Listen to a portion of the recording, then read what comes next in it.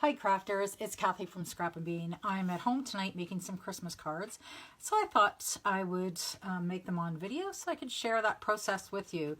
These are some fairly quick, easy, when you need to make a few or a multiple amount at a time. And even if you're done with your Christmas cards for this year, hang in there, because in this video I'm going to be coloring some chipboard. So that's something we can use all year round on our chipboards. So what I've done for these, I'm using this white card base. So I have pre-cut some white cardstock to the size. That's not the right size. To the size that I want. I've also cut some card bases in colors that will coordinate. So for this card base where I've used red, in case you haven't made a card before, here's the easy thing. Here's in green. So I take a piece of paper that's 8.5 by 11. So it's this size. I cut it in half. And then I've got two pieces. And then I score them in half.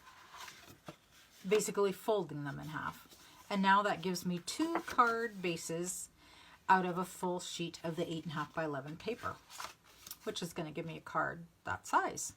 So that's a good efficient way to use your full sheet of cardstock. Then I've taken some white cardstock and cut it to the size I want, which is just slightly smaller than my card base. So for this, I've cut it 4 inches across, 5.25 inches high. And that just gives me this nice little matting all the way around my card. Then to build the rest of this, I've taken a piece of scrapbook paper, which starts off 12 by 12, and I've cut it into these little pieces, and you can see where I'm gonna just cover a portion of my card with that. And part of the reason I'm doing this is because I spilt a cup of water on my table, and so I have some of these pieces of cardstock that I had pre-cut have a little bit of watermarks on the bottom. So guess what? I'm not going to throw them out. I can just cover that up with this and salvage those. And then I'll put some red ribbon, some stamps, and then we'll do our chipboards. So I'm going to start with stamping, and because I have several here, so this is kind of my finished card, my partially done card, and now my haven't even started card. First thing I want to do is stamp these words on here.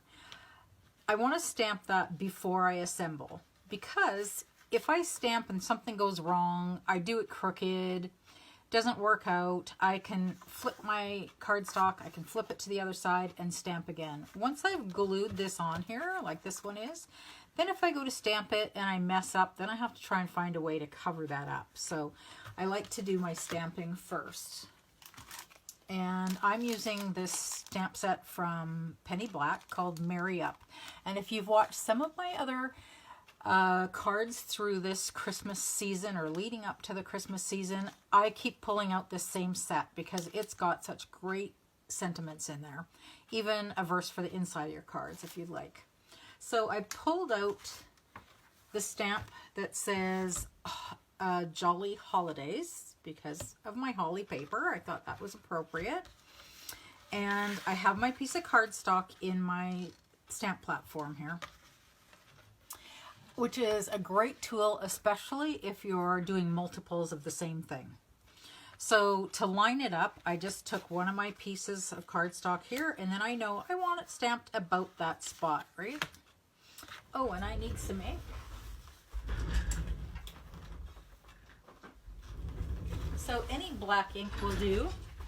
I happen to be using Archival, but you could use Memento, you could use any black ink really. So I'll just ink up my stamp.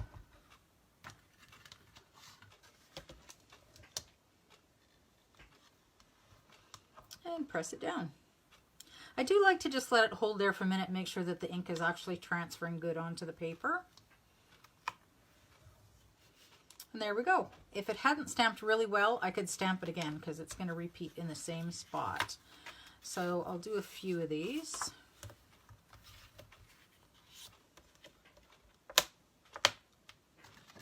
Ink up my stamp again. And then my next card, the sentiment's going to be in the exact same spot. Nicely lined up. And that's just stamping perfect on there.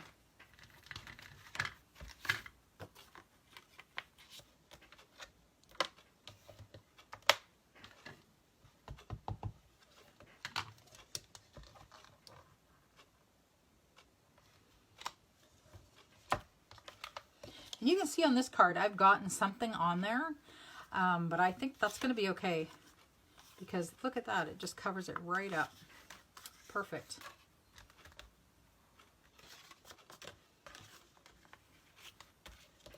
If something really went wrong that I couldn't cover it up, I'm not too concerned about it because after all, it's only a piece of paper.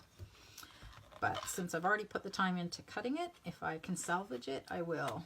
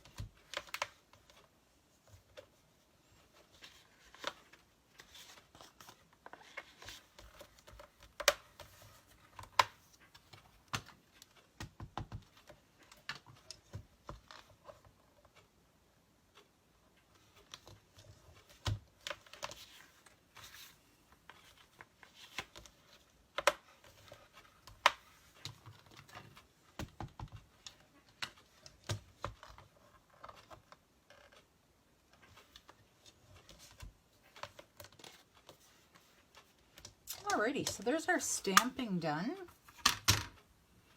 My next step is just to add this little piece of decorative paper onto the bottom, and you can use any kind of double-sided adhesive that you like, obviously, whatever you've got. I happen to be using this Sukwang, which is super strong. That way I know it's never going to come apart again. So the good thing is, your card won't fall apart. The bad thing is you can't take your card apart.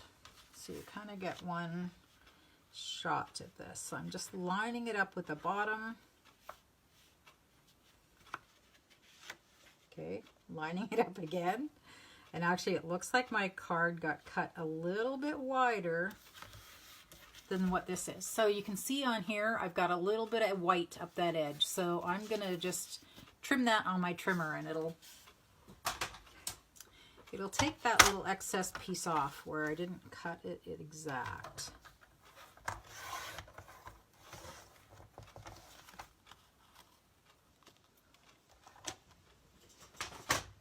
And there we go. Now it goes right to the edge.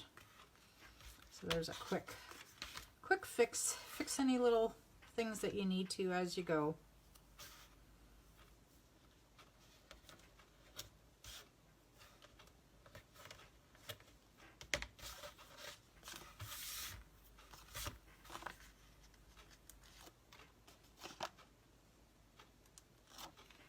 Another way you can do if you want to line them up at the bottom is have it stand up your card, stand up this so that the bottom of them are both on your table, and then press them together, and that'll give you a nice, so that the bottom is all lined up nicely. So this is often how I make cards, is I take my time to make one card, fiddle around with it, get it the way I want, and then once I know that that's put together and it's going to work, then I do kind of this assembly line. Okay, so I have my pattern paper attached to the background of my card. Now it's time to add on some ribbon. So I'm going to put the ribbon right like a border between these two pieces. I think that just helps to finish it off. Plus it adds some sparkle. So I'm going to cut my pieces of ribbon just a little bit longer then my card is wide so that I can just fold it around there. And I'm going to put a piece of this strong adhesive just on the back. I don't, well, do I need it on the front? Not really. I think it's going to hold if I just put it on the back. Now you can decide where to position this, right? You could have it up here if you want, but to me that I like it where it looks like the pattern part is smaller. I don't want it cut right in half. I want it less than half on the bottom. So I'm just going to cover up the top of the pattern paper there and put it around the back. So there's my one piece of adhesive on there and another. Now when I take my adhesive off of here, see if I still have that lined up. So when I take this protective coating off my adhesive, you can see that the ribbon will stick, but I also have, this is all sticky on the top and the bottom, and the same is going to be on this side. So you could put your adhesive so that it's just under the ribbon, but because it's sticking out here, it's just going to help my card to stick onto the base. So I'm okay with that being a little bit sticky. It's just going to help my card stay together.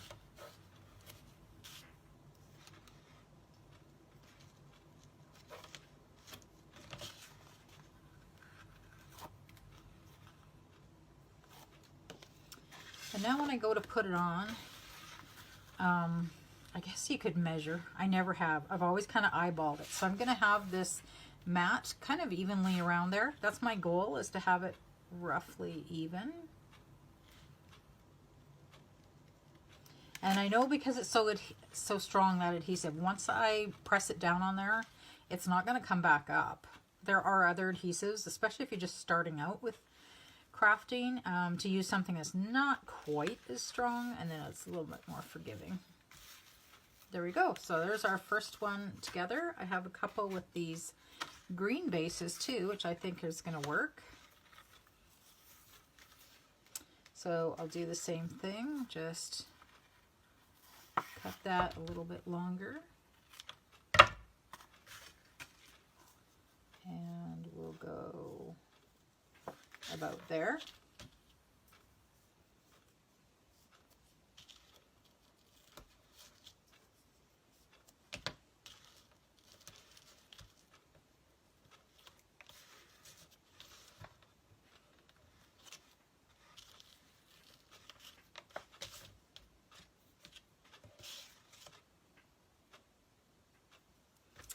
And actually, I have an idea to be a little bit more efficient with doing this adhesive portion, so we'll try it on the next one.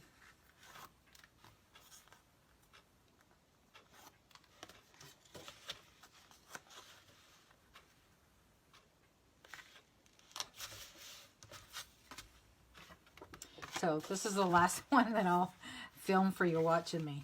So cut off my little ribbons here.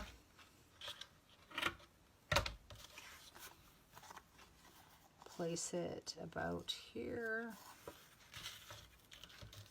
Now, instead of just doing short pieces, I'm going to do the adhesive all the way up, and then I don't need to put it on the top and the bottom this time, because this is going to be plenty to hold it in place.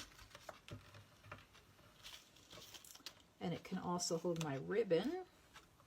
So yeah, that makes sense. I should have thought of that before. And I'll just put this on here.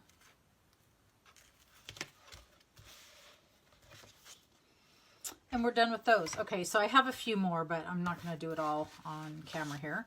The other thing I wanted to do is just show you how to add color to your chipboard. So this is a package of these holly leaves and berries from Southern Ridge, nice Canadian company out of BC. And I'm going to use my Wink of Stellas. So with a chipboard, when I go to color my chipboard, I decide what color I want it to be. So to match my paper, I want the leaves to be close to that color green, and I want the berries to be red. And it'd be nice to have a little more sparkle on it too, right? So I decided I'll pull out my Wink of Stellas, because I do have a red, and a green that looks like it's going to go with that nicely. So you shake them up good. You can hear the little ball in there going. And just in case I make a bit of a mess, because I've been known to do that, I'll put a piece of, this is just printer paper I'm putting underneath there. You can put a craft mat, anything underneath there. So I'm just going to color on there, or paint, whatever you want to call it. And yeah, I think that's a perfect match for that paper. I do find like chipboard's quite porous, so depending on what you use on there, you might want to do 2 coats. A little bit of it'll soak in. This looks like I'm going to have great coverage just by putting 1 layer on there, which is awesome. You don't need to do any kind of gesso or base coat or put paint on it or anything first. As you can see, I'm just going directly onto the raw chipboard. And sometimes if I want to test out what a color is going to look like, because look at the difference between the color there or the color if it's on paper. That's quite a difference between that shade of green and that one. So if I want to test it out and see what it's going to look like on chipboard, you can always just color the back of it, right? Color a little swatch on the back, hold it up to your projects and say, oh yeah, perfect match. And you know that's the one you want. And hopefully you can see, like, not only is it green, but it's got some twinkle on there. There's some glitter going on. And that's just coming from this Wink of Stella marker. They're quite glittery. And with the red, I've got some berries already done here.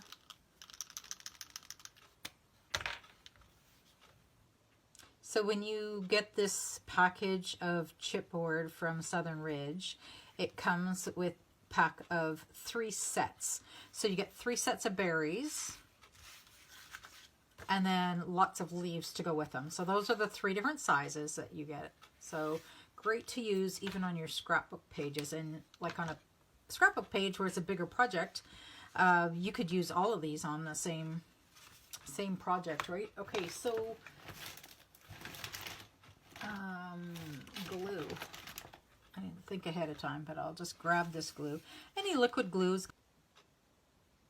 Let's put a little bit of wet glue on there.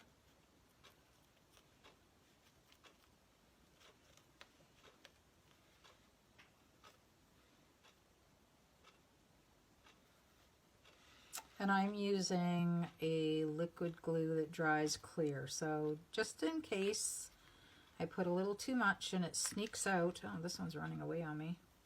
Just in case it sneaks out, I'm not going to see a big white glob of glue. It'll just be clear, so not that noticeable.